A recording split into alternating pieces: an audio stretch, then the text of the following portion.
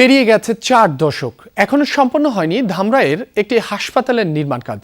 খরচ নেহাত কম নয়। ব্যক্তি মালিকানায় ৩০০ কোটি টাকা খরচ হয়েছে দৃশ্যমান কাজটুকুর জন্য। পরিত্যক্ত অবস্থায় থাকায় সেই ভবনে এখন সাপখোপের আশ্রয়, সাথে মাদকসেবীদের আড্ডাখানা। সরকারি উদ্যোগে বাকি কাজ শেষ করে হাসপাতালটি চালুর দাবি জানিয়েছেন এলাকাবাসী। সহকর্মী মাহফুজুর রহমান নিপুকে সাথে নিয়ে পরিত্যক্ত হাসপাতাল কমপ্লেক্সটি ঘুরে এসেছেন আরেক সহকর্মী তাজনুর ইসলাম। নাহিদ হোসেনের তোলা ছবিতে গল্পের বাকিটা জানাচ্ছেন তিনি। ভোগান্তি ভুলে চলে আসুন রিগালে। ওয়ারেন্টি সহ স্টাইলিশ কালেকশন নিয়ে রেডি রিগাল ফার্নিচার। ঢাকার ধামরাই ও টাঙ্গাইলের মির্জাপুর সীমান্তবর্তী পাইকপাড়া ও ওয়ারশি নামের দুটি গ্রাম। এখানেই ১৬ একর জমির উপর দাঁড়িয়ে আছে আধুনিক স্থাপত্য শৈলীতে নির্মিত অসমাপ্ত এক মেডিকেল কলেজ ও হাসপাতাল কমপ্লেক্স।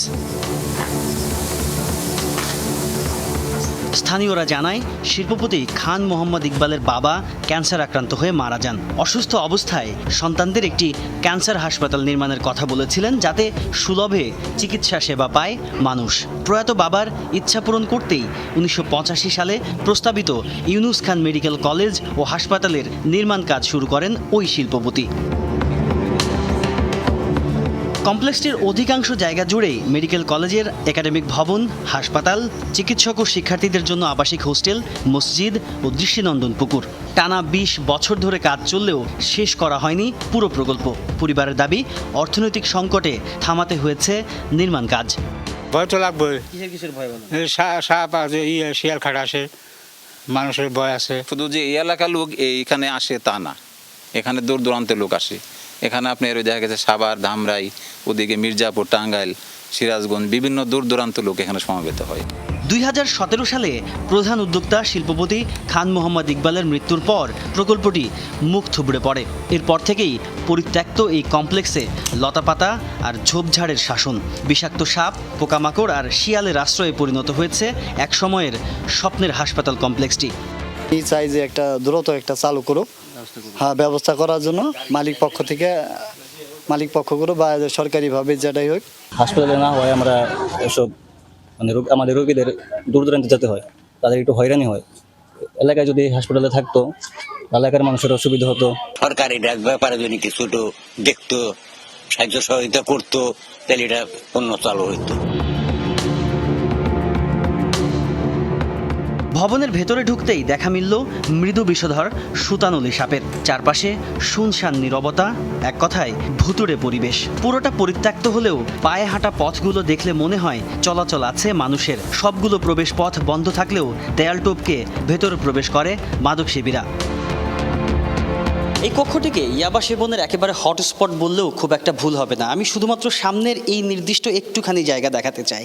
এখানে কত শত ইয়াবা সেবন করা হয়েছে তার কোনো রকমের কোনো ইয়ত্তা নেই। প্রচুর অ্যালুমিনিয়াম ফয়েল, বোতলের যেই ছিপি, সেই সমস্ত কিছু একেবারে পড়ে রয়েছে এখানে। তার মানে গ্রামবাসীর যেই অভিযোগ যে ভেতরে মাদক সেবন চলে, তার একটা জলজান্ত উদাহরণ এই পরিত্যক্ত এই কক্ষটি।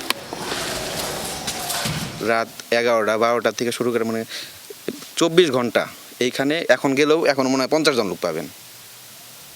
এমন কোনো খারাপ কাজ নাই এখানে হয় না। জায়গাটা ব্যাপক একটা মাদকের একটা হয়ে গেছে, স্পট হয়ে গেছে, এমন একটা জোন হয়ে গেছে যে আমাদের গ্রামের সবার জন্য এটা অনেক ক্ষতিকর। ম্যানেজার জানালেন, সরকার দায়িত্ব নিলে পুরো কমপ্লেক্স হস্তান্তরে ইকবাল পরিবারের সম্মতি রয়েছে।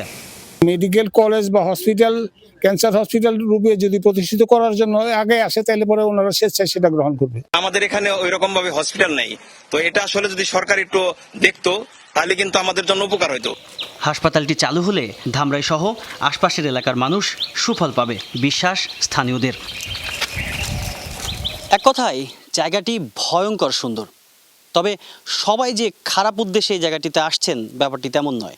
সামাজিক মাধ্যমে আলোচনা হবার পর অনেকেই এই পরিত্যক্ত জায়গাটি দেখতে আসছেন।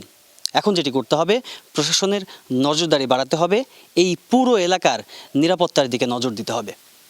তাজনুর ইসলাম, যমুনা নিউজ, ধামরাই, ঢাকা।